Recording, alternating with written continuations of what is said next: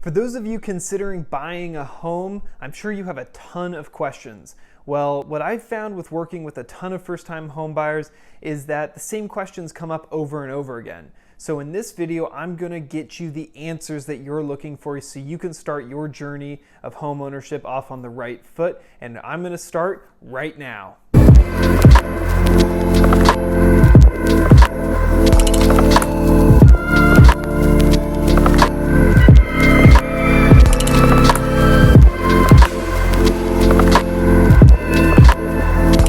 Hey guys, Hans Strazina with the Gunderman Group here at Keller Williams Luxury International.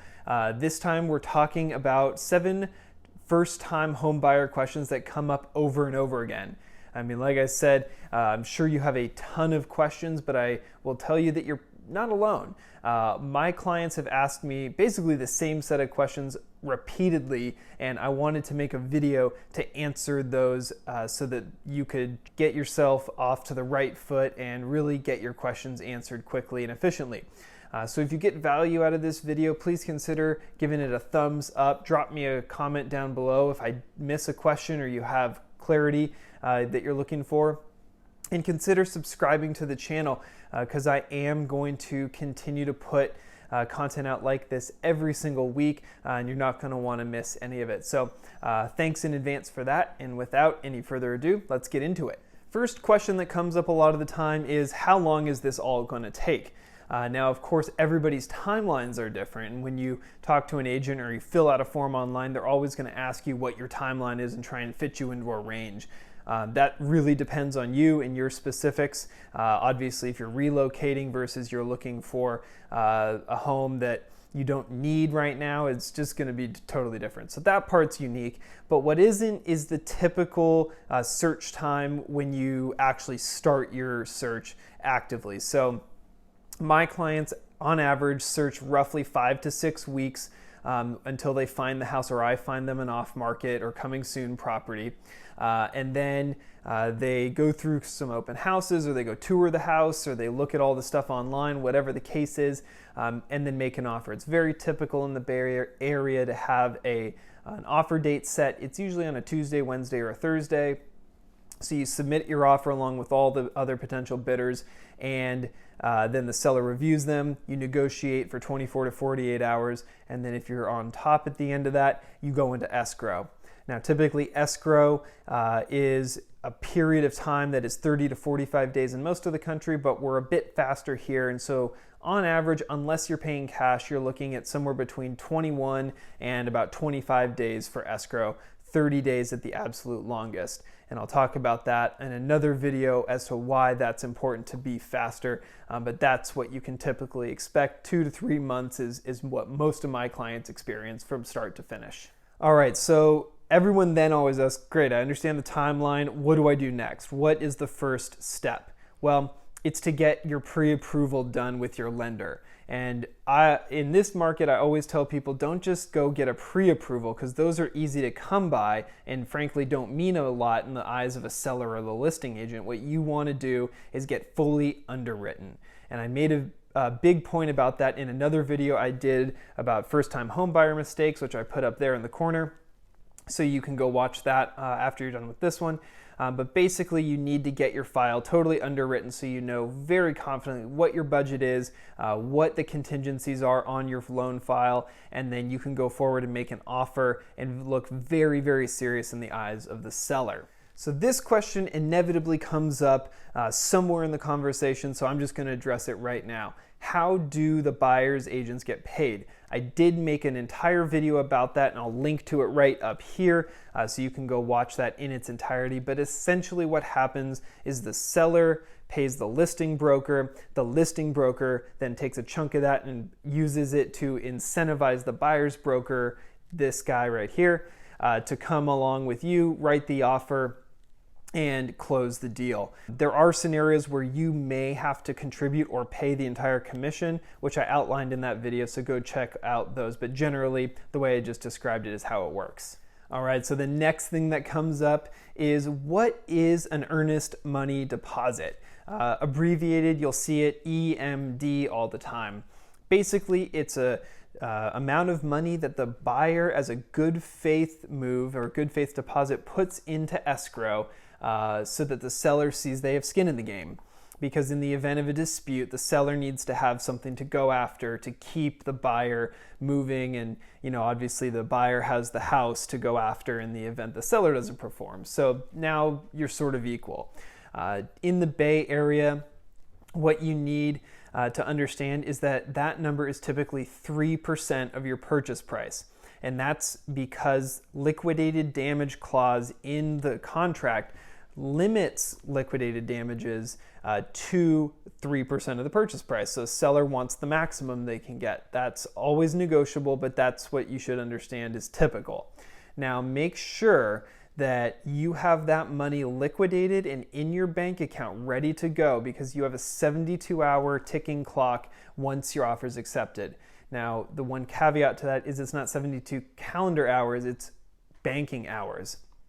That's the one timeline in the contract that goes solely off of banking hours, because you have to be able to wire funds around in order to make this happen. So just have your 3% ready to go once you're making an offer, and you will have no problems with this one. All right, so 72 hours into escrow, you put your EMD and you're good, right? Well, the next thing that often comes up is my down payment then part of those closing costs? And how does that all work? Well, the way you want to think about this is your earnest money deposit is the first 3% of your down payment. So now you've got, if you're doing 20% down, another 17% of the total purchase price to bring in, plus closing costs. So every deal is going to be different. But often you'll have origination fees and points and things like that from your lender. You're going to have some title and escrow fees, and those are all negotiable in the contract. You're also going to have your portion of some transfer taxes and some other notary fees and stuff like that that are transaction specific. Your escrow officer will total all of it up. So you'll have your earnest money, you'll have your remainder of your down payment, and then you'll have the rest of your closing costs all stacked on top of it. So the answer is no, your down payment is not part of your closing costs, even though it's money you bring to the table at the very end. Closing costs are typically considered additional costs on top of your down payment. So make sure you just get a breakdown of that from your lender and from your escrow officer to make sure you understand those completely, but that's generally how it breaks down. Now, the next question that comes up a lot is, do I have to go in with no contingencies on my offer to be competitive? Well, the short answer is no, you don't have to. No one is ever going to force you to, and in fact, there are times when it's not responsible to. On our team, the way that we talk about this is just that. Is it responsible or is it not? In the event that, let's say, a disclosure packet is not fully filled out, or the inspections aren't completed, or the additional inspections weren't done, it may not be responsible to waive an inspection contingency, for example. Same thing, like if your financing is wavy and you're at the top of your budget and you're not really sure if you can qualify, or you only have a pre-approval letter, it's not responsible to remove your loan contingency in that situation. However, the more hurdles you can remove and the more boxes you can check when it is responsible to remove something, the more competitive your offer will be. And of course, in a multiple bid situation, if you can remove those and get really comfortable both on your financing and the condition of the house, it'll put you at a distinct advantage. But generally speaking, you have to look at that on a case-by-case basis. All right, so now that we've talked about potentially waiving contingencies, the next question that always comes up is, how do I get out of the contract? Well, there's a couple of ways. The contingencies are obviously number one. This is why we always try and do our due diligence as much as possible up front. So if you do waive a contingency, especially, for example, an inspection contingency, and you better be very confident in the condition of that home and feel very good about the documentation and inspections that you've been delivered up front if you're going to do that. Now, if you do keep a contingency, you can use that to get out of the contract, assuming you're using good faith. And I've talked about that when I talked about agency in another video, link up here. But the good faith clause does apply to you as well. not just your agent. So if you have your inspection contingency in place, you do your inspections, you find something you don't like, you can get out of the contract. If you've waived those, for example, the only way you can get out is if there is a new disclosure. Now, that doesn't mean you can just go create a new disclosure, but if, let's just say, for example, the seller forgot to bring something up, or a leak happened in the house and you had to have it go inspected and looked at and something new came up, that is an opportunity for you to potentially get out of that contract. Now, there is one other way you could potentially get out of this contract, and that is if the seller fails to perform. The seller, along with you as the buyer, have timelines and things that they have to do in order to complete the contract. And if they don't hit those dates, you can give them a notice to perform. And if they still don't hit those dates, you can then move to cancel the contract. So it's not all on you as the buyer, but the majority of those timelines fall on your side.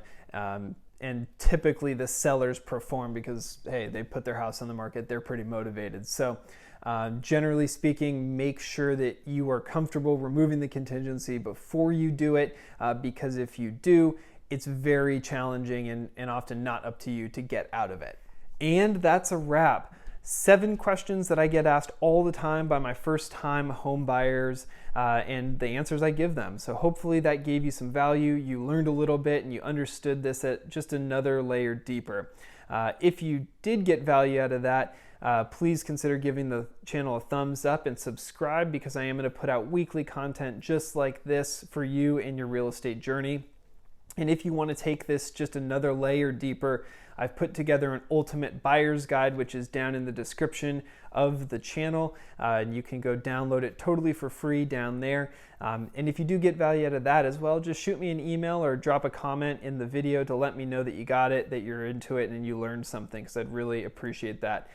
So without any further ado, let's log it off for today. Hans Strazina with the Gunderman Group at Keller Williams Luxury International, signing off for now. See you on the next one.